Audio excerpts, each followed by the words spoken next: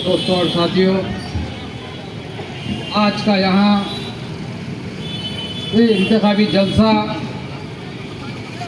हल्का असेंबली चार मीनार के उम्मीदवार कांग्रेस पार्टी के उम्मीदवार मुजीबुल्लाह शरीफ की क़यादत में हो रहा है। आज आप लोगों के सामने कई हमारे मुकर्रिरीन ने तफसीली रोशनी डाली है इलेक्शन के बारे में और कांग्रेस के स्कीमात के ताल्लुक़ से काफ़ी मालूमात आपको फराहम की है। मैं अपने मुख्तसर से खिताब में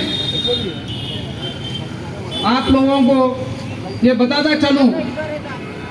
कि 30 तारीख के दिन आप लोगों को अपना कीमती वोट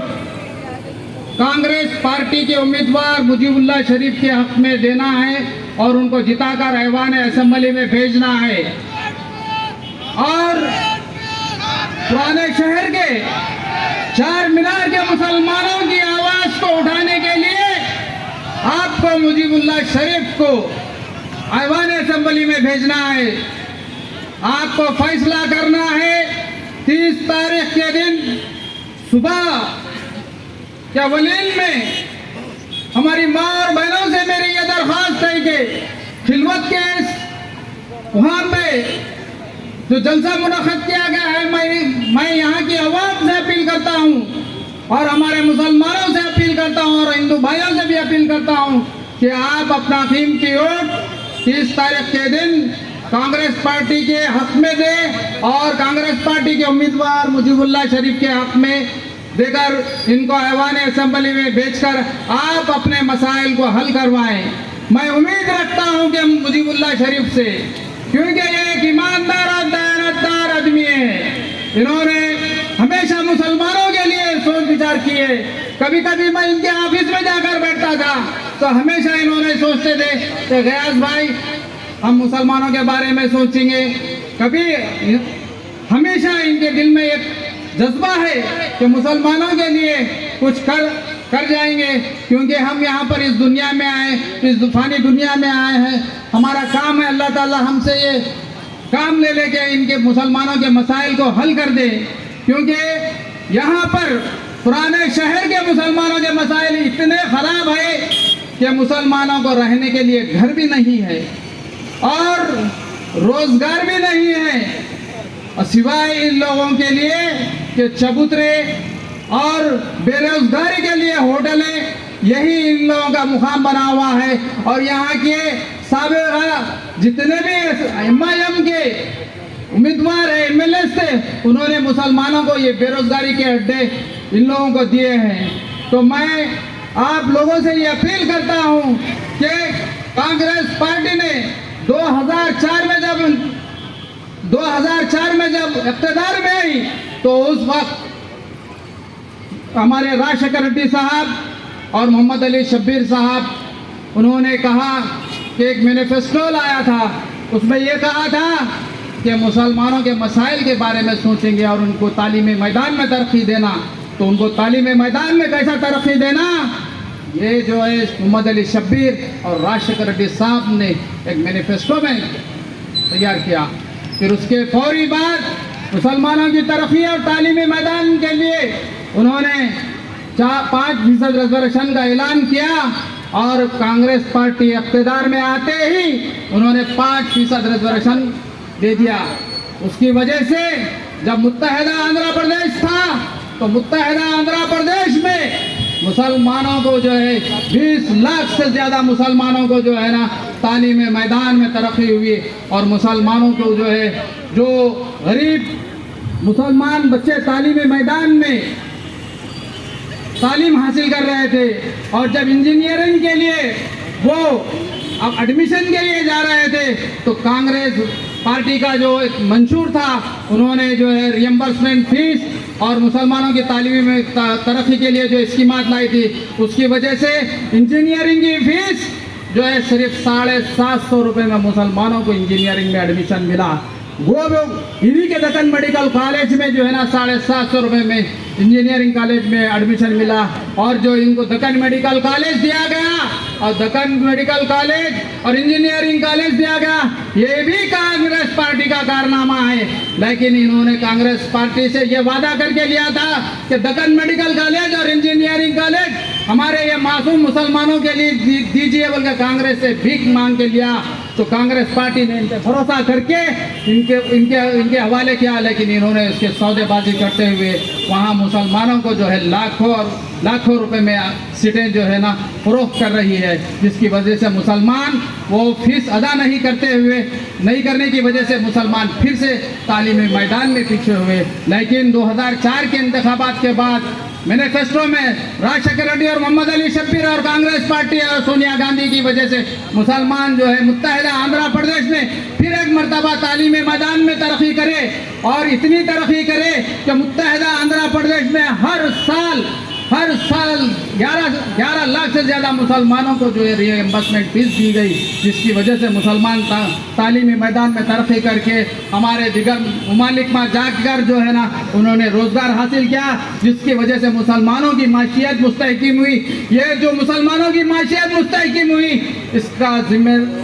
सहारा जाता है कांग्रेस पार्टी को जाता है। बताइए आपके अब तक जो वोट देते हुए आए हैं ये कायदीन ने क्या किया, ऐवान असेंबली में क्या किया और पार्लियामेंट में ये कायद ने क्या किया। असदुद्दीन अवैसी, मैं पूछना चाहता हूँ, आप लोग गवाह है, अल्लाह को हाजिर नाजिर रखे कह रहा हूँ कि 2004 में जो हज को जाने वाले थे, जो हाजियाँ जाते थे, उन लोगों को सिर्फ जो है 60,000 रुपये में हज को जाना पड़ता था, लेकिन आज 4 लाख रुपए देना पड़ रहा है। ये टीआरएस और एमआईएम की वजह से हो रहा है, क्योंकि कांग्रेस के दौरे इख्तियार में मुसलमानों को सिर्फ 60,000 रुपये में हज को जाना पड़ता था। अब बताइए क्या मुसलमानों की माशियत इतनी मजबूत है कि 4 लाख रुपए में आप लोग जा सकते हैं? बताइए आप लोग।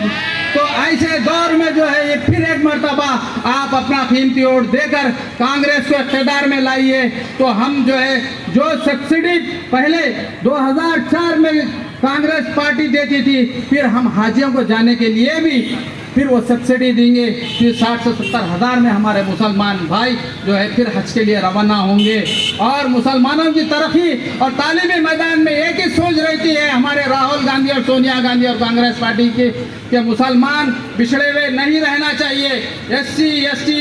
यहाँ तक कि दलितों से भी पिछड़े हुए हैं हम, क्योंकि हमारा कोई कायद नहीं है। और जिस कायद को आपने बनाकर भेजा था मुसलमानों के मसाइल को उठाने के लिए, उन्होंने सौदेबाजी करके जो है ना शास्त्रीपुरम में अपना जो है ना 500 करोड़ का महल बना लिया। और ये जो मेयर बंदियाँ अब आज आए हुए हैं फिर से MLA के उम्मीदवार चार मीनार के, इनको आप लोगों ने मेयर का वोट देके मेयर बनाया था, तो उस दौर में इन्होंने क्या किया, वही हालात जो मेयर थे वो हालात जो जब थे आज भी वही हालात है। और किस सूरत से आप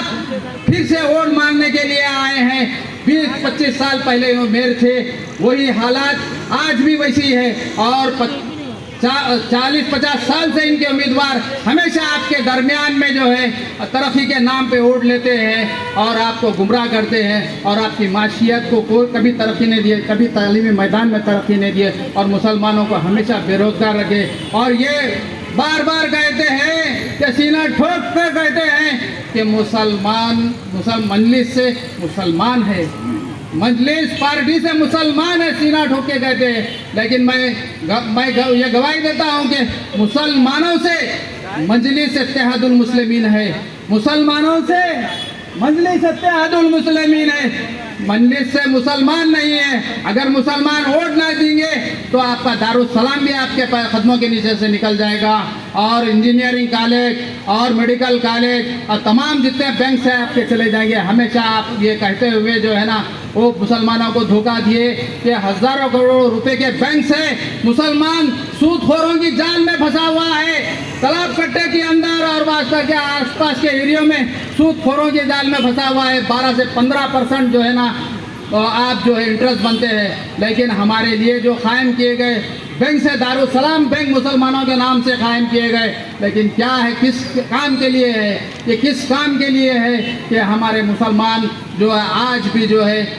जिनको लोन लेना पड़ता है, उनके घरों के पेपर लेके जाते हैं उनके पास रखाने के लिए, तो उनको लोन नहीं मिलता। और अक्सर तो जो है 60% से ज़्यादा मुसलमानों बेघर है जो किराए के घरों में रहते हैं। आप देखिए जिस शख्स की आमदनी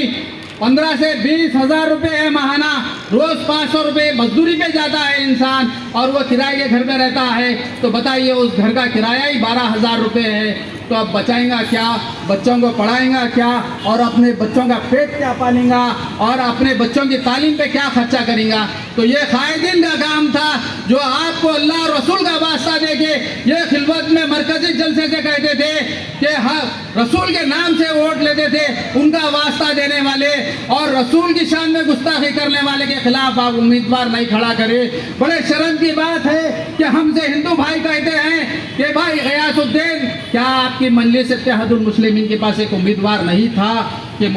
जो आपके रसूल की शान में गुस्ताखी करता और उसके खिलाफ आपकी जो है ना मुसलमानों की एक जमात उम्मीदवार नहीं खड़ा करी। बड़ी शर्मिंदगी से हमको मायूसी होती, लेकिन कांग्रेस का उम्मीदवार वहाँ से खड़ा हुआ है। इंशाल्लाह कांग्रेस का उम्मीदवार वहाँ से भी जीतेगा और चार मीनार से भी जीतेगा। आप देखिए फिर कल जलसा होगा इनका मरकजी जलसा,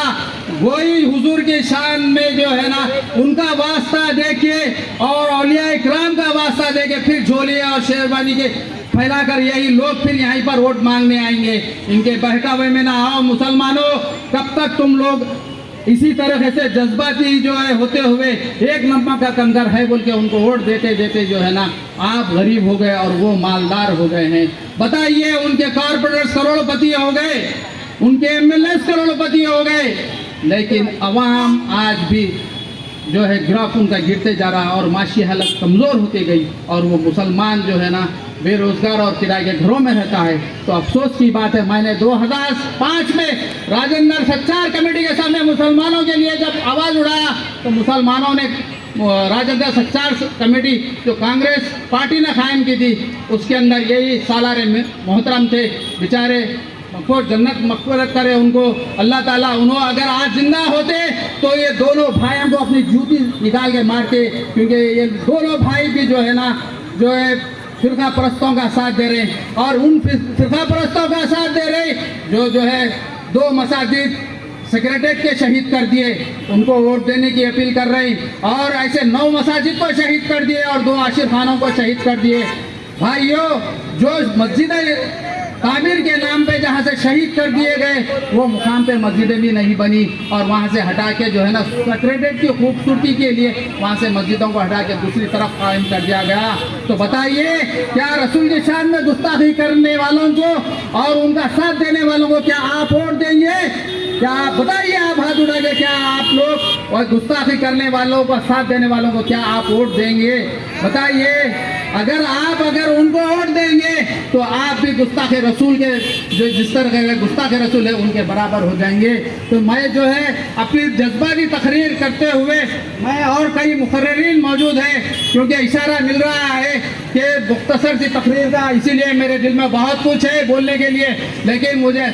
अज़मत रसूल अफजल है,